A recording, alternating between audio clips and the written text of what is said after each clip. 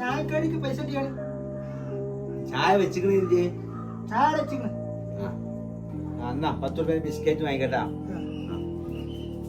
ഇപ്പ അലയാങ്ക വരുന്നു. അലയാങ്കി കുഞ്ഞോളും അടുത്ത തമ്പുരാനെ എന്ത് പൂയിലായിട്ട് ഓല് വരുന്നതാവും. വരുന്നുണ്ട്. എന്റെ വാപ്പ ഉള്ള സ്വത്ത് മൂലം വിൽക്കണല്ല. സ്വത്ത് കൊണ്ട് കാണാൻ എന്നെ കെട്ടിയിട്ടുണ്ട്. വെറുതെ കെട്ടിയൊന്നുമല്ല. എന്താ നിങ്ങള് കാട്ടിയത്? ബാവ കോമയാണ്. നിങ്ങൾ ആളുള്ള സ്ഥലം വിൽക്കുക. ഞാൻ കേറുന്നില്ല. കുഞ്ഞോളെ എന്ത് ബാവ കോമ? നിങ്ങൾ ആരോട് വെച്ചിക്കണ്ട ഈ സ്ഥലം വിൽക്കണ പോലെ എന്താ ഇന്റെ മുതൽ വിൽക്കാൻ എനിക്ക് നിങ്ങളോട് ആരെങ്കിലും ചോദിച്ചു? നിങ്ങള് ബാക്കി എനിക്ക് അവകാശമല്ലേ? കുട്ടീനെ പിന്നെ വേറെ ആരും നോക്കരുത്. ആര് നോക്കിയതാണ് പറഞ്ഞത്?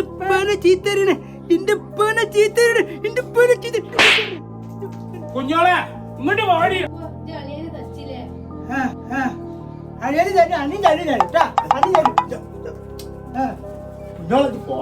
കുഞ്ഞാപ്പോ ജില്ല തച്ചിലടാ തന്തരി മോന് ഞാൻ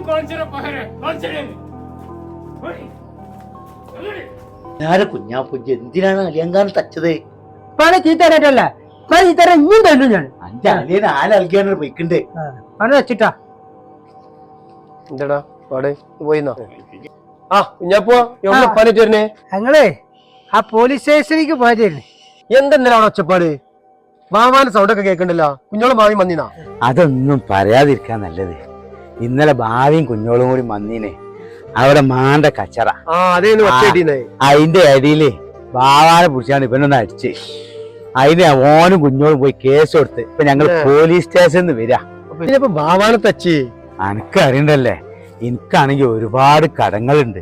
പിന്നെ ഈ മരുന്നും മുക്കുടിക്കൊക്കെ ഒരുപാട് പൈസ ആകണ്ടല്ലേ. അപ്പൊ ഞാൻ ലേശം സ്ഥലം വിറ്റുകാണ്ട് കുറച്ച് കടങ്ങളൊക്കെ ഒന്ന് വീട്ടാന്ന് വിചാരിച്ച്. മരിച്ചതിന് മുന്നേ ഈ കടങ്ങളൊക്കെ വീട്ടണ്ടടാ. അപ്പൊ എങ്ങനെ ബാവ അറിഞ്ഞി? ബാവാക്ക് എങ്ങനെയൊക്കെയോ ഇതിന്റെ ചൂരങ്ങോട്ട് കിട്ടിയിക്കണ്. അമീറെ, ഞാൻ കഷ്ടപ്പെട്ട് നയിച്ചുണ്ടാക്കിയ മുതലിന് ഒരു ലേശം വിൽക്കാനേ മക്കളെയും മരക്കളെയൊക്കെ സമ്മതത്തിന് ആവശ്യമുണ്ടപ്പോ. നിങ്ങളെ മുതല് ബുക്കാനേ മക്കളി അനുവാദം വേണ്ട, മരക്കളി അനുവാദം വേണ്ട. നല്ലൊരു കാര്യത്തിനല്ലേ, നിങ്ങളെ കടമ്പ് കിട്ടാനല്ലേ. അതിന് ഒരാൾ അനുവാദം നിങ്ങൾ ചോദിച്ചണ്ട. ആ സാധു മരിച്ചതിന് മുന്നേ കടങ്ങളൊക്കെ ഒന്ന് വീട്ടി റാത്തായിട്ട് മരിച്ചാൻ വേണ്ടിയിട്ടാണ്. അതിനും മക്കളും മരക്കളും സമ്മതിക്കണം. എന്താ ഇന്നത്തെ കാലം ഇങ്ങനെ?